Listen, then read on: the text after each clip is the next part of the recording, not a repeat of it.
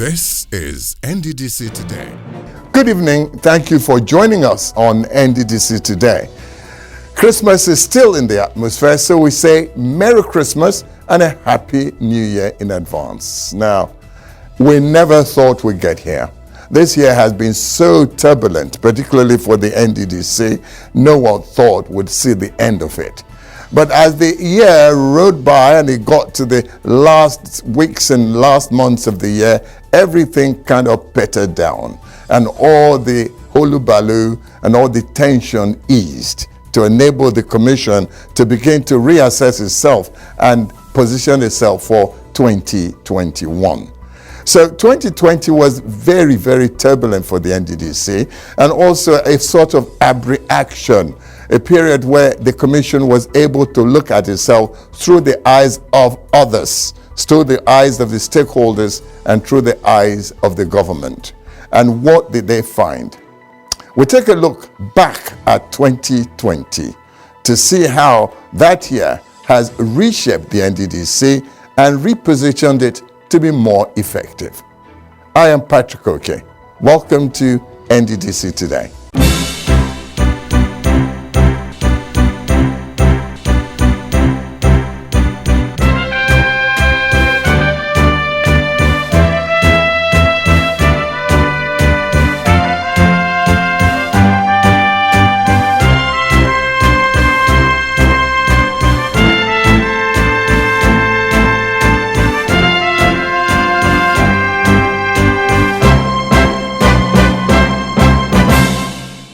So here we are at the end of 2020, still standing.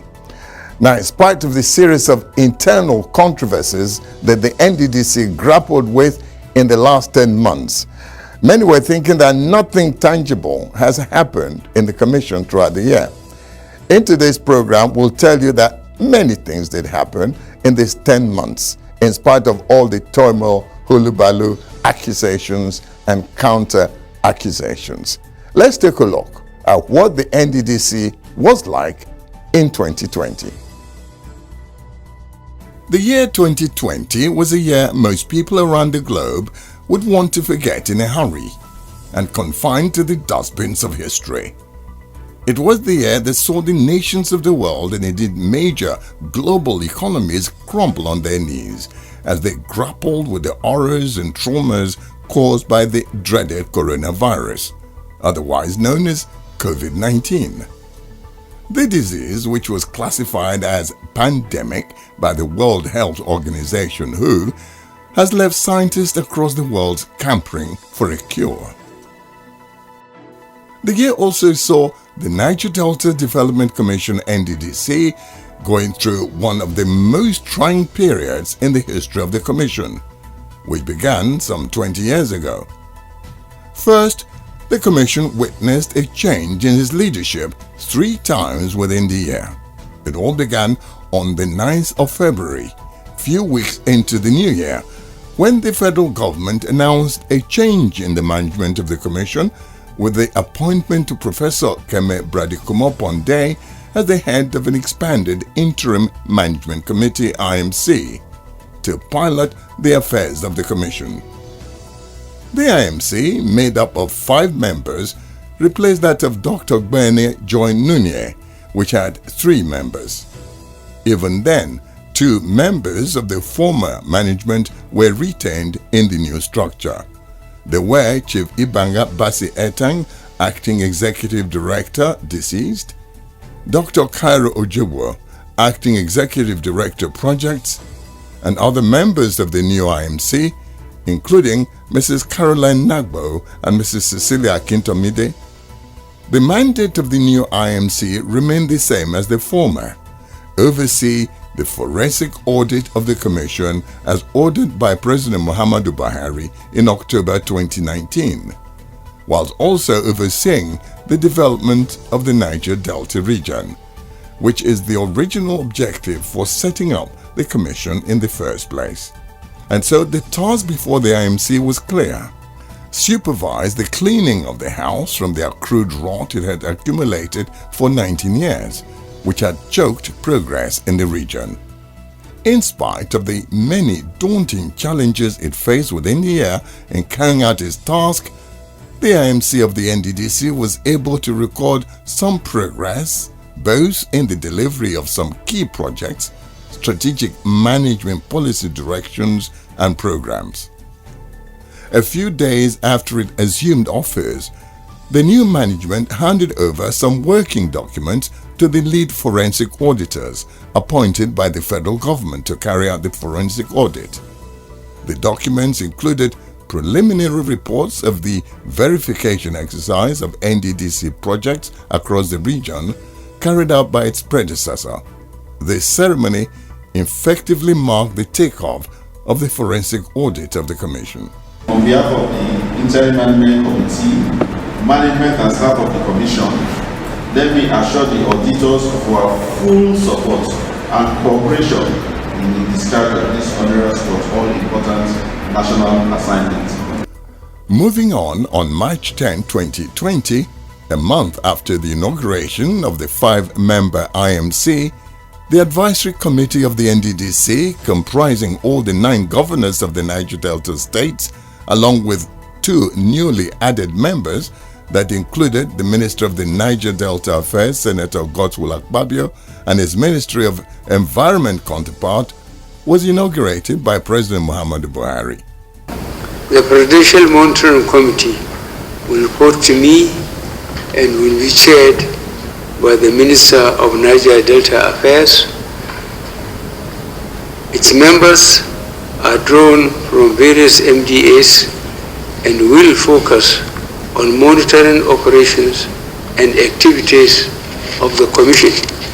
In the same vein, the Minister of the Niger Delta Affairs also inaugurated the Presidential Monitoring Committee, with membership drawn from across the country to ensure the effectiveness of the NDDC in terms of sustainable development of the oil-producing areas.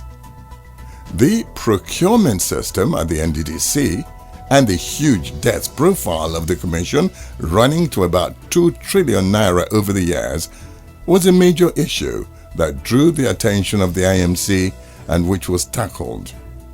Prior to its coming into office, several of the NDDC contractors were being owed for jobs executed for the Commission, some for several years. Within a few weeks of its assumption of power, the IMC visibly was able to pay over 20 billion naira to the relief of several contractors. Dr. Cairo Ojogbo, the immediate past Executive Director, Projects of the NDDC, speaks on the impact the payments had on the economy of the region, as well as the succor it brought to the contractors who had lost hope of ever receiving their payments. And so people were staying at home, they would get alert and they will jump. And when we paid it now brought economic activity inside the COVID period into the Niger Delta zone. While payments were going on, the NDDC did not relent in its core mandate of project execution and monitoring. To enhance the quality of its project, a digital system of project evaluation was introduced. To this end, the projects that were regarded as substandard, uncompleted, or abandoned by contractors were remobilized and contractors sent back to sites. Several projects across the states of the Niger Delta, ranging from roads, canalization, and so forth, were completed by contractors at that period. What's more, several millions of naira was saved by the agency as a result of the digital system. The Acting Executive Director Project and his team have done something different from the way project monitoring has been done. They go to the projects and actually measure what is on ground. And just from 15 projects, 1.6 billion naira was slashed. And that is the way it should be.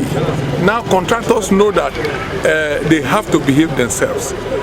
From your own record, you spent about 1.3 billion. The NDDC and its leadership came under intense scrutiny by midterm of the year. This was in form of allegations of corruption and financial mismanagement. Why has the Commission not been able to complete projects awarded as far back as 2004? Some school of thought, however, believed this was a diversionary attempt by some sections of the target audience of the Commission to truncate the forensic audit of the Commission. The accusations led to the setting up of ad hoc committees by the Senate and the House of Representatives to investigate the issues. After MD, you have the document, speak to the document. We are making copies to bring to you. The management of the NDDC appeared before both committees to fight the allegations and set the record straight. There was a proposal for 2.5 billion for the forensic audit, out of which about 1.2 was approved. The wake of the COVID-19 pandemic across the world came with its numerous challenges, chief of which was the lockdown authorized by the government world over. Well, over 100 countries instituted a full or partial lockdown to forestall the spread of the disease, while many others recommended restricted movements for some or all of their citizens. The case was not different in Nigeria and the Niger Delta region.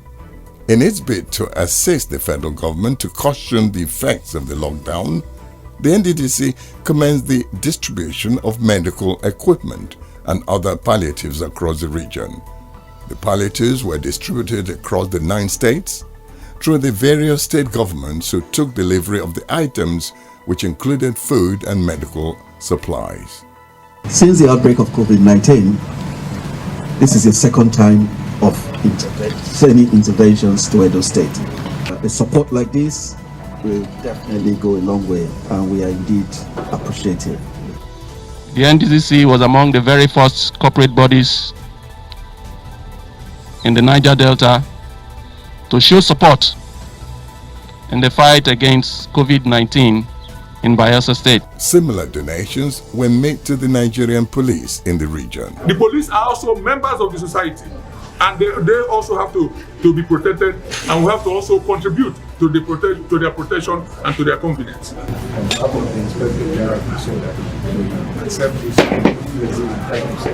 Furthermore, cash donations were also made to women and youth in the region, all geared towards cushioning the effects of the pandemic on these people. NDDC, my children, Honor, thank you for remembering us. Widow, where the Buawana, Honor, thank you for remembering us. Let God bless Honor, oh, may God bless Honor, oh, may God bless Honor. As Honor know say, we know they eat. Honor bring food for us. All the women say, God bless you people, oh. The word is still out of how effective the people were affected.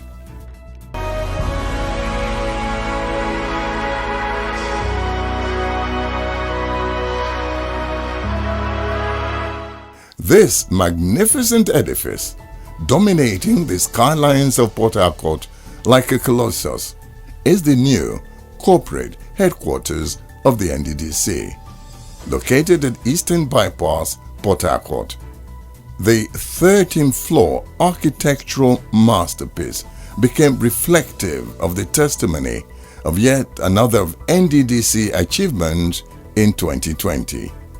A feat that took almost 25 years in the making, dating back to the days of the defunct Umpadek.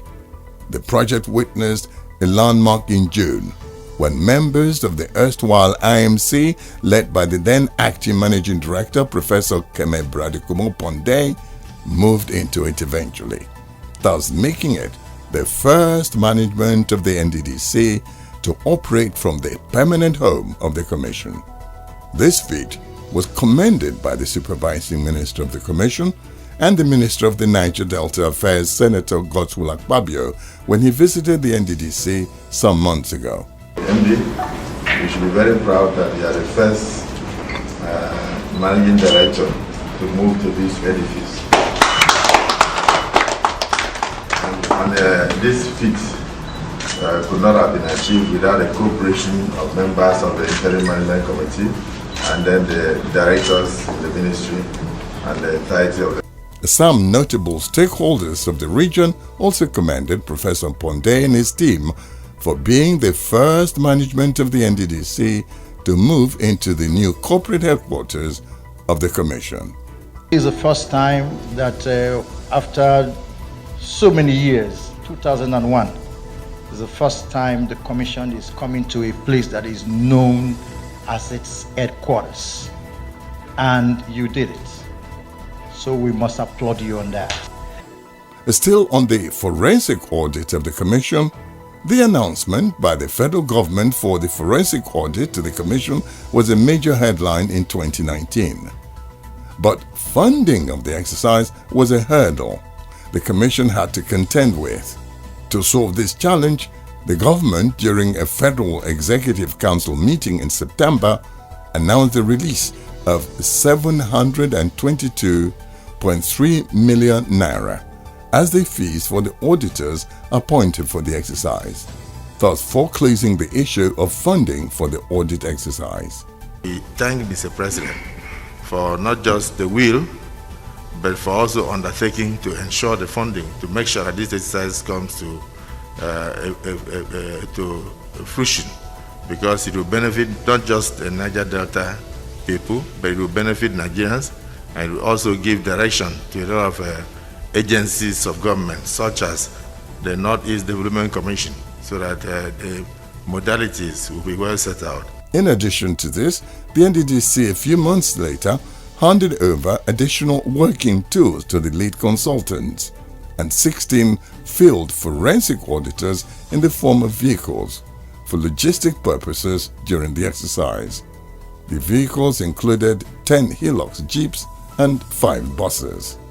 It is not a witch-hunting process, but just to really know the true state of things and recommend ways forward to make sure that the Commission delivers on its core mandates and makes the region to progress.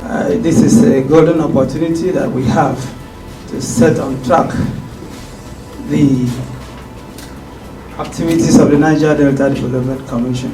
An intervention agency, we would want to know how and how far this organization has gone in achieving its mandate, and what are the pitfalls or what are the issues that have remained unfulfilled in the last 20 years. This is a step in the right direction. Would the forensic auditors, would they trek? They need some logistic support to be able to do the job. The IMC has shown that they are working, and we are here to commend this effort. At least we are living witnesses as to what they have done. The forensic audit, a revolution in the quest for national accountability.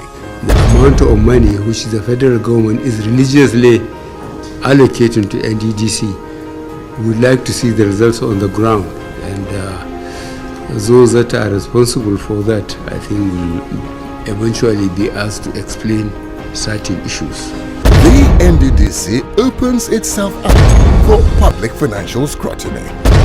The forensic audit to all intents and purposes should be seen by all and sundry as the opportunity to assess our behaviors, our performances, our attitudes in the region.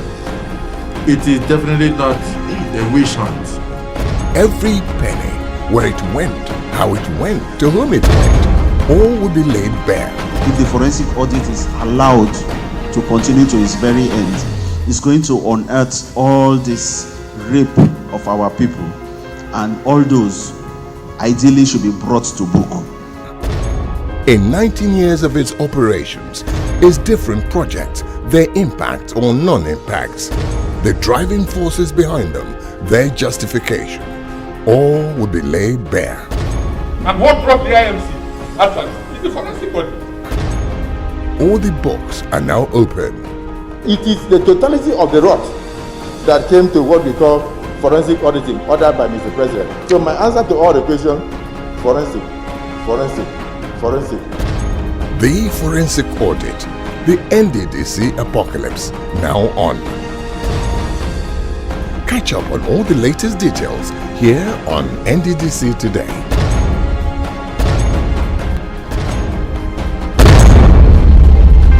The NDDC Postgraduate Foreign Scholarship Scheme, instituted in 2010 to bridge the gap in the management cadre of the oil and gas sector of the Niger Delta and address the dearth of qualified professionals in the sector, also got the needed attention.